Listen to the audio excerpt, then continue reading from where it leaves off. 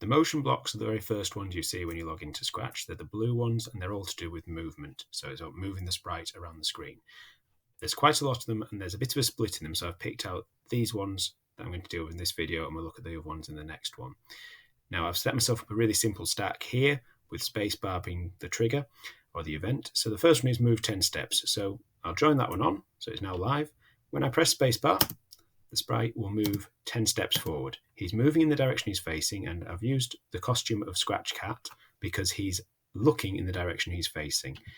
If you're ever interested in looking at that one, direction is down here in the sprite menu, and it'll tell you that at the moment he's looking in that direction. So I could adjust that, and I could make him look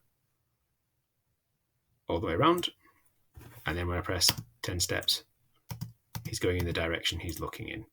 So I'll just spin him back to where he was before. Again, you could use it that way, or you could just actually type in your value of 90. If I wanted to make him move backwards, there's a moonwalk going on, I can make that into a minus. So instead of moving 10 steps forward, he's going to move 10 steps backwards. So he's effectively moving minus 10 steps forward. So I can move him backwards and forwards that way.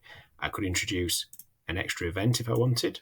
So I could have left arrow, and I can make this one into right arrow. So I'll take my minus 10 steps over here, and I'll have 10 steps there. So when I press right, he goes 10 steps forward, and I press left, he goes 10 steps backwards. So that's really basic movement using the motion blocks. A couple of other options as well. You've seen I can rotate his direction there by adjusting the sprite. I can also make him turn. So turning just makes him rotate. So I can code him to rotate. So when I press the right arrow, he should rotate 15 degrees. I can turn him anti-clockwise, and again, I can adjust those. Another one I quite like, that's quite a powerful tool to use, and I'll just make this back into space, is the go to a random position. When I click on this one, he will go to a random position somewhere on the stage.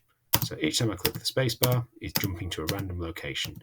That's quite a useful, powerful tool you can use because it can introduce a bit of randomness.